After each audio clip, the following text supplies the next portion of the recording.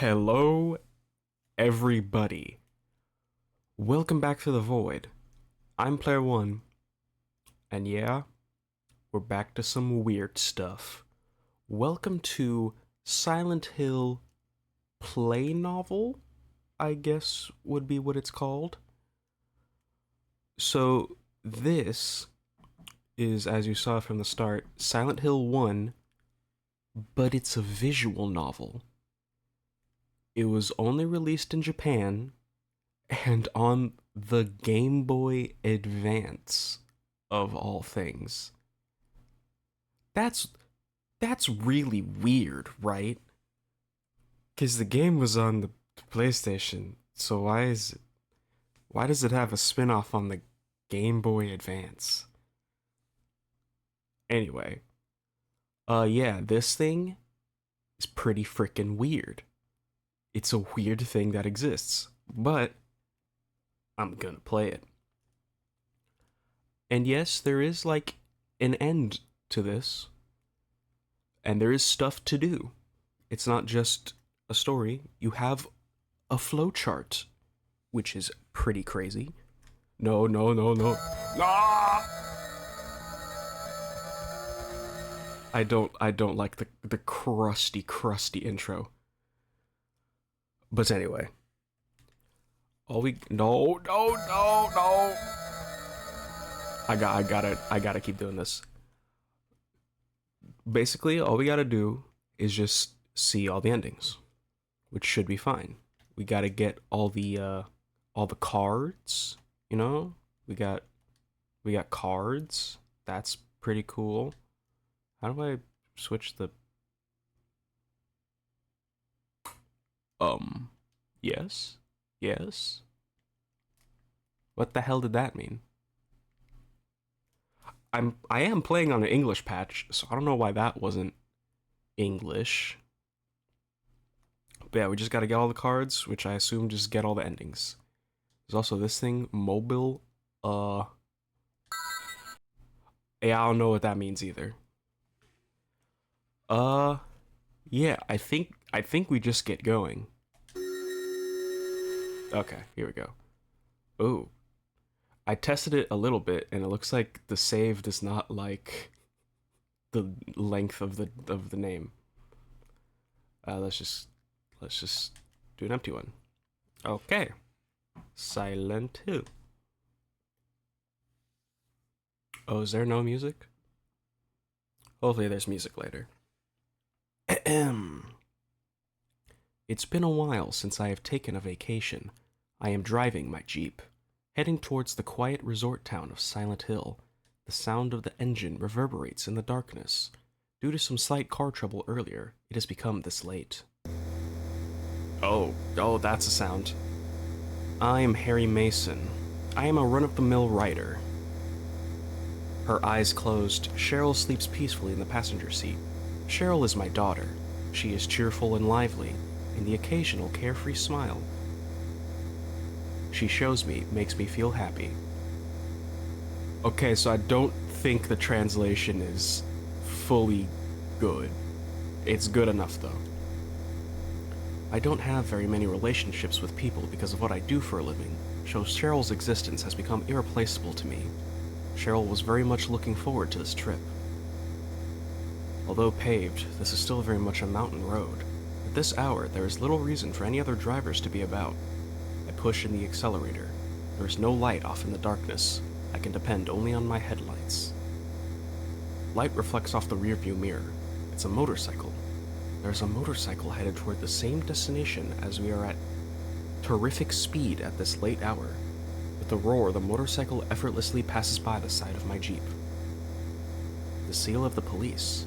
Perhaps there has been an accident or something? But I don't recall hearing about an accident or anything on the radio. Cheryl is sleeping. A child should not be awake at this hour. I wonder if she is dreaming about something. Tomorrow I have planned to take her to the amusement park. Maybe she is dreaming about riding the merry-go-round. Okay. I glance over at Cheryl's sleeping face and then return my eyes forward. The lighted area of the road almost appears to be belched out from the darkness as it moves toward me. Belched? Huh? something enters my field of view. It's the motorcycle from just before. It's lying on its side on the shoulder of the road. No doubt about it, it's the same motorcycle that just passed me. There's no sign of the driver. It looks like the driver smashed into the surface of the rocks by the side of the road while trying to avoid some kind of obstacle, and thus that part of the motorcycle has been destroyed. I carefully check the way in which my vehicle is headed. However, I don't see anything that could be an obstacle to my advance in the area, illuminated by the headlights. A strange atmosphere creeps in around me. The radio reception begins to become static, erratic. Perhaps I should turn back, but my foot persistently pushes down the accelerator with no intention of letting off. You can no longer turn back now. Something murmurs within me. Please increase your speed some more. Someone murmurs within me. Cheryl's eyes are closed. She is dreaming. I know that I should be awake, but what is this uneasy feeling? I feel as if my body is not totally my own. It's like someone, some strange being that is not me, is controlling me. Like I am floating. My eyelids are heavy. As the steering wheel leaves my hand, it creates the illusion of setting the course on its own. Freezing cold. Uneasiness. Almost like being ready to fall asleep. I am just barely conscious, and now at my limit to maintain even that.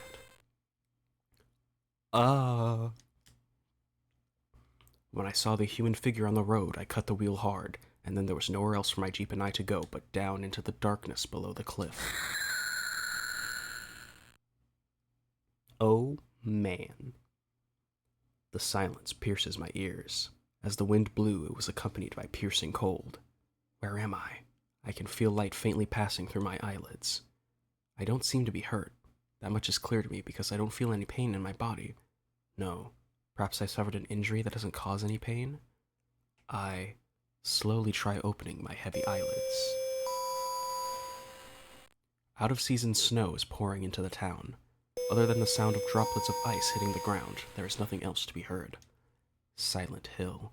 That is what is assuredly written on the sign by the side of the road. Without realizing it, Cheryl and I have reached our destination. All my memories up to that point are gone. The wind is blowing in. When I take a look next to me, I am shocked. The passenger door has been left open. Cheryl is nowhere to be seen. Silent Hill. This town, which should just be a resort area, appears to become just like a ghost town for some reason. Or maybe it was waiting for us to arrive. Or perhaps the town just nestled up to us. So now I am alone. Cheryl is not here. While I was sleeping, no, while I was knocked out, Cheryl opened the passenger door and stepped out alone into this tourist spot that is ruled by an unsettling silence. And then she left me to head somewhere.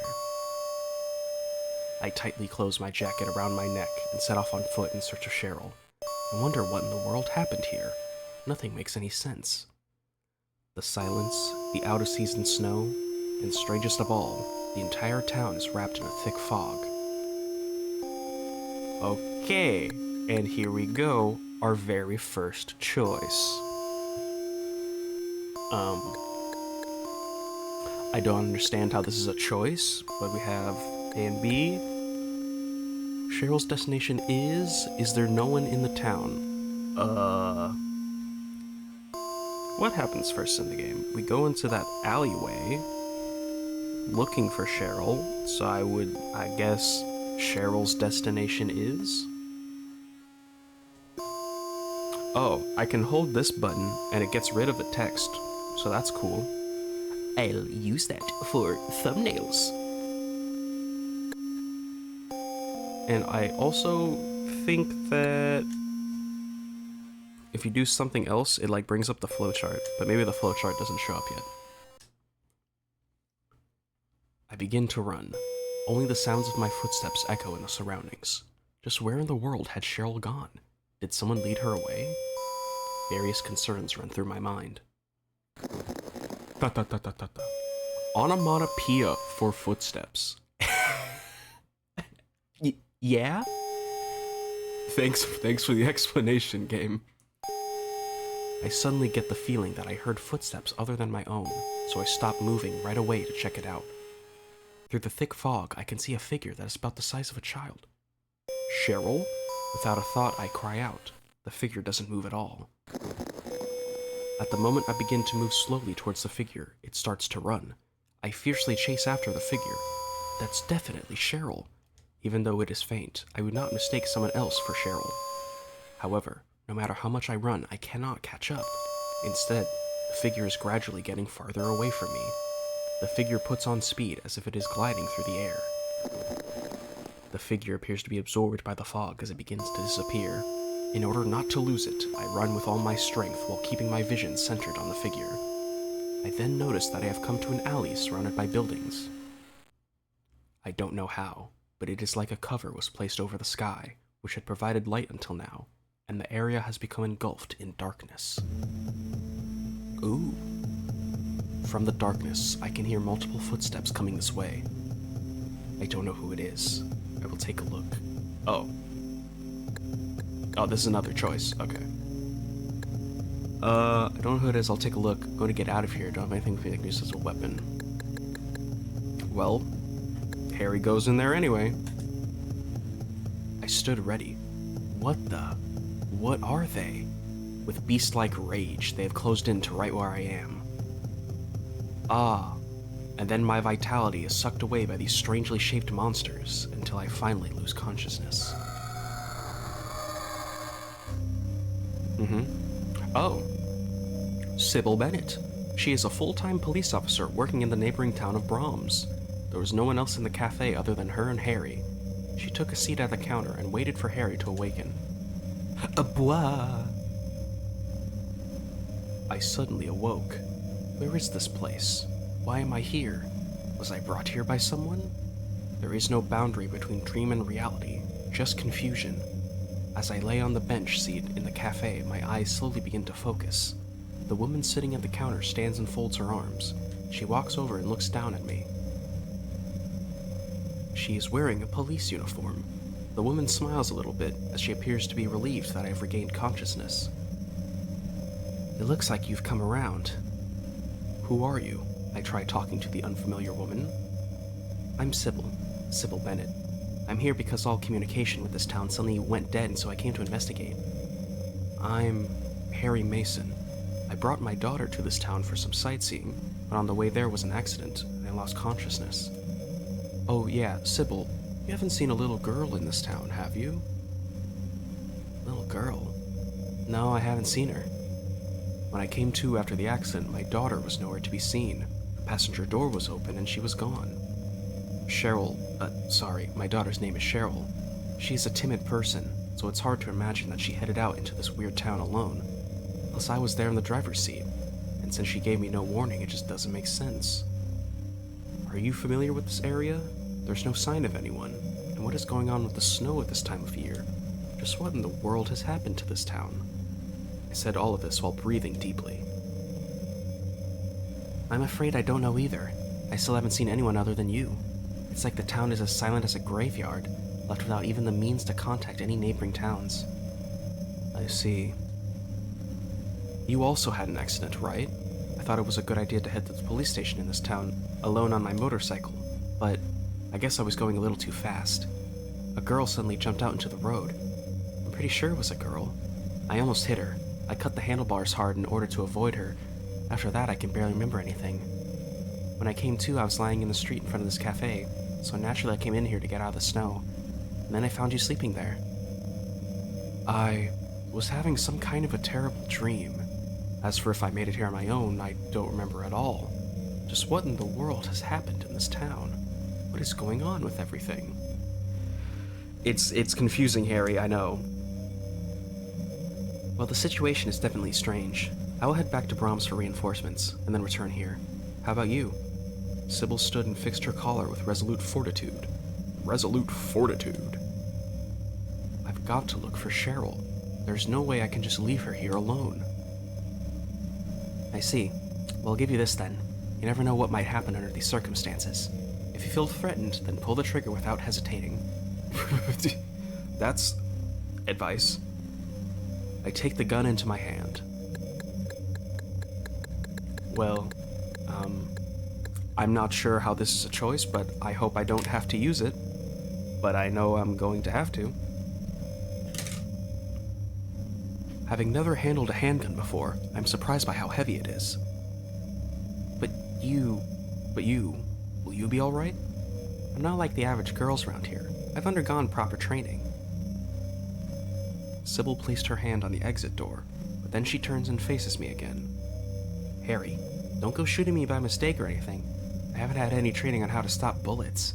She smiled after saying this and then disappeared into the thick fog. After being left alone in the cafe, I gazed at the handgun Sybil gave me for a little while, and then I thought about Cheryl, who had disappeared in this town. The figure I saw in the fog, that was definitely Cheryl, but she didn't answer my calls, and she was quite possibly moving away from me? A bois? I don't understand. I'm getting a bit mixed up. Still, the one thing I know for sure is that Cheryl has vanished in this town. All I can do is look for her. I may not have any knowledge of the surroundings or any clues, but I won't find Cheryl if I stay here. I stood up energetically and placed my hand on the cafe door. GGG? GG? GGG? I don't think that's a good onomatopoeia for radio static. Something is making noise. GGGG? GGGG? GG. Huh? What is that noise? Somewhere inside, somewhere outside. Well, I know for a fact it's somewhere inside. I look around the cafe and walk in the direction the noise is coming from, and then I pick up the source of the noise. Radio. At that moment, the window glass shattered with the thunder and a giant bird-like creature flew into the cafe. No, it's not a bird. It is a creature with reddish-brown skin that looks as if it has been burned. In its belligerent pale green eyes, it is clear that my life is in danger. Shoot it. Oh, 3 choices. Hide underneath the table, ready the gun, run outside. Shoot it. Damn. I firmly held the handgun that I just received, quickly pointed at the creature, and pulled the trigger. I am not used to using guns, so some of my shots hit the ceiling. I limit my aim. Smallest spot is its body, aiming at the wing will bring it down. Well, I don't think these things had much health, and I don't remember shooting it in the wing, so did body? That's it. I must set my aim. Its body. When it spreads its wings, at that moment when its body is undefended, I will. It swings its large arm-like wing down at me, and using that weapon, it just misses my neck. This is my chance. The target is its body. Mumbling, I tell myself that. However, I can't fix my aim very well. My hands are shaking. It don't matter. You got it. As my third shot pierces it, it finally lost its life force and fell to the floor like a rag. What the hell? This is not a dream. What's happening to this place? Only the sound of my fist hitting the table echoes in the cafe. Why did you do that? Okay. At my feet, the still warm corpse of the creature lies in the center of a pool of oddly colored liquid. After leaving the cafe, I decided to first head toward that alley from before. Black figures fly about in the heavens as if searching for prey. I then come to realize a constant. The static on the radio changes based on their movements. The closer the monsters come to me, the louder the static gets. My sight is hindered by the fog, and on top of that, the weather is so bad that snow is falling.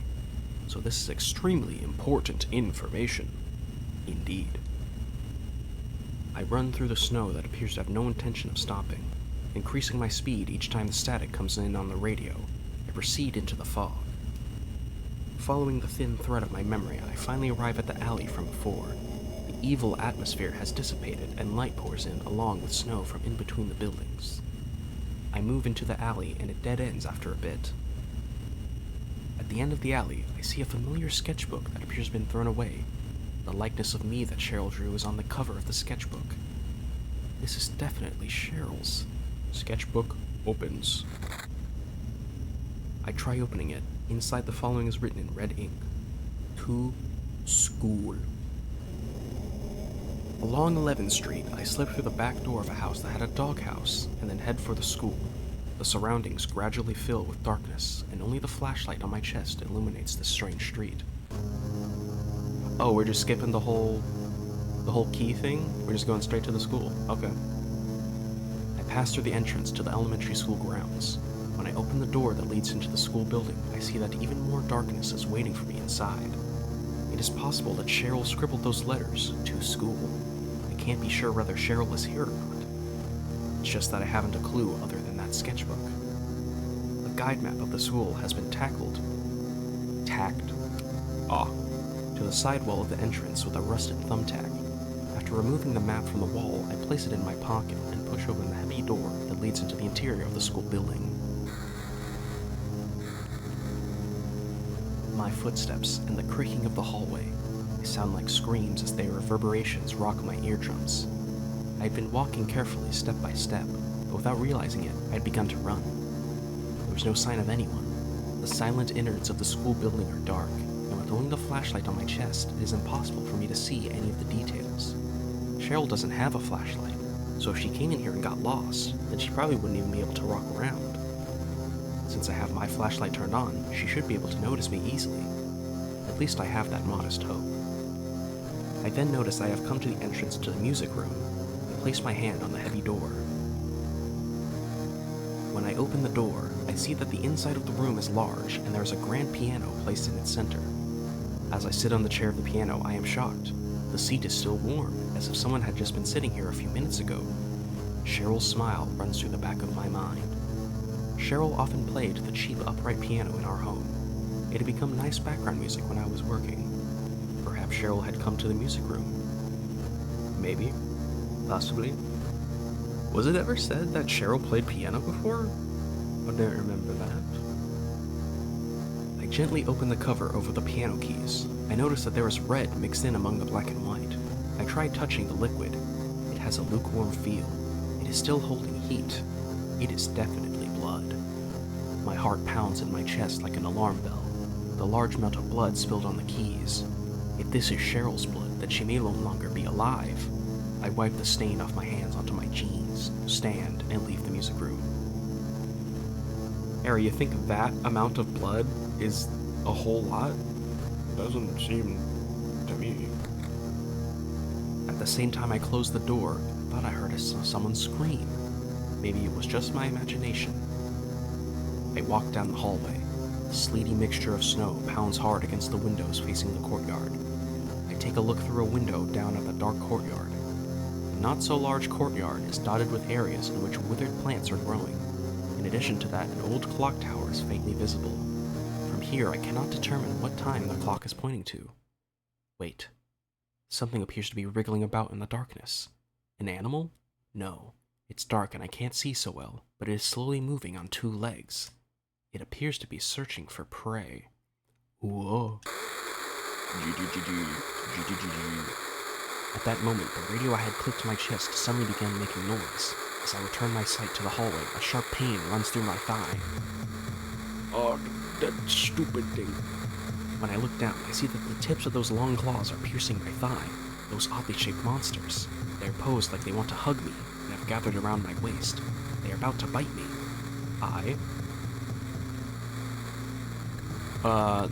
These fucking things you just push away. With my right hand, I push on its head part. With force and knock it away. It then totters and falls down on its face. That was when I noticed that I had been completely surrounded by those monsters. I ready the gun. I fix my aim on their heads and pull the trigger with my trembling index finger. I continue to shoot as each one of them appears. The smoke from the gunpowder began to fill the air around me, so I placed one hand over my mouth. Even after the noise from the radio had stopped, I could only stand there, paralyzed in utter amazement among their corpses. Is Cheryl all right? She shouldn't have been carrying anything that could be used as a weapon. I begin running. I can't just stand around. There's not a moment to lose. Cheryl is waiting for me. Wait a minute. Suddenly my vision become hazy, or something, and I rubbed my eyes. When I look back, I see that all the bodies of the monsters have unexpectedly vanished. What? Was I hallucinating or something? I pull the guide map out from my inner pocket and shine the flashlight on it, and then I confirm that there is a boiler room located in the basement. My feet naturally began to take me there. I descend the stairs to the basement, taking one step at a time, a school building without light. As I move forward, I am beset on all sides by absolute darkness. As I head towards new fear, and new enemies, my feet have no intention of stopping their advance. But oddly enough, I don't have a sense of justice. I just want to make sure that Cheryl is safe, to catch her in my arms. That is my only goal.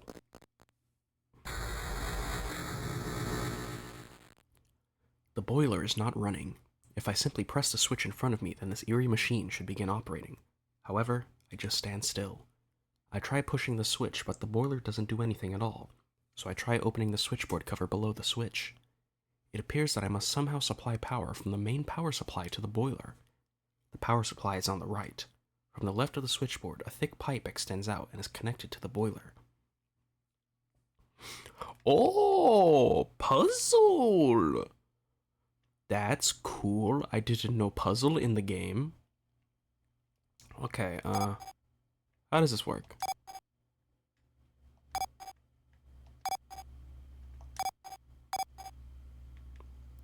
Wait, that was 1, 2, 3, 4. Okay, so I have 5. Oh, let's see here. 1, 2, 3, no. 1, 2, 3. 1, 2,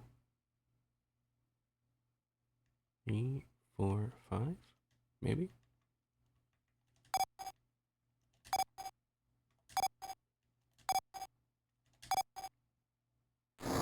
Okay. Nice and simple. I didn't know this game had puzzles. Got it. I have an instinctive feeling that by pushing the switch that something outrageous may happen. Outrageous! Although at the same time, I also notice my daughter Cheryl's scream run through my heart, like a sense of duty that makes me feel like I must push the switch. I slowly push the switch in. The entire school building shudders as if it were a giant ship. The entire elementary school building appears as if it has been swallowed by Cheryl's heart, as she stands alone in the darkness. What? I understand that I must do something. To the courtyard, the darkness softly whispers to me. The clock tower looks to be about tall enough to reach the 3rd floor of the school. At its base, there is a small door about big enough for an adult to enter while bent down. The door solemnly opened. After opening, the door seems to beckon the one standing in front of it to enter with an irresistible mental energy. I cannot resist that power. As I enter, the door closes with a hopeless thunder. Inside the clock tower, a physiological, loathsome stench hung in the air. However, the smile of my beloved daughter in my heart lessens my uneasiness and lets me forget my fear, if even for only a moment. Reassured, I place my foot on the ladder leading underground, with my greatest motive, called love. Okay, you sappy bastard. The inside finally became a small passage about large enough for an adult. I run, trusting that I will see her smile ahead. I run forward, stomping on concrete stained with the smell of death. Once I climb the ladder at the end of the tunnel, there will be no going back. I mutter Cheryl's name one more time. The depressing sound of the door closing echoes throughout the courtyard. Where am I? A raw, warm breeze brushes past my cheeks.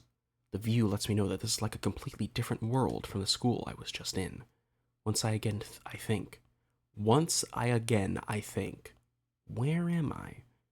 Yeah, I don't think the translation is 100% here. I descend the small stairs leading away from the clock tower and become even more convinced.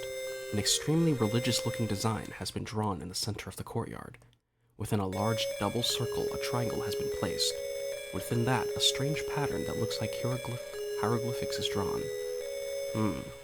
I don't remember this being here before, I mutter. This is definitely the school I was just in.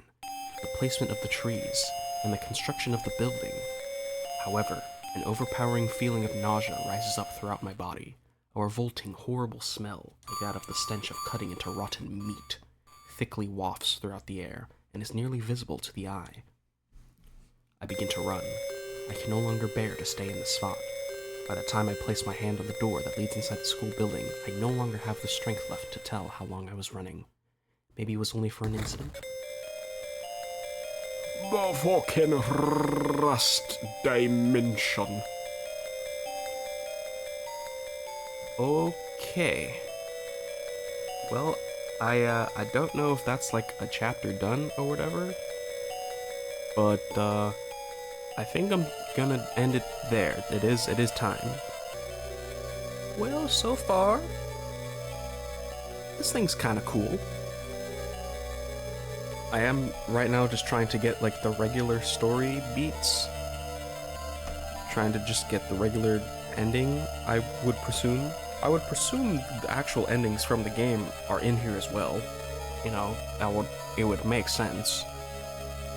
But yeah, this thing is gonna be weird. And I was saving this for a bit because I knew this was gonna take me more than one video. So this is gonna be our next like playthrough for a good bit, replace the Game & Watch. So hopefully you like it, this weird ass thing. Alright. I've been Player One. And I'll see you next time when we probably get out the school and then do more. Alright. Bye bye.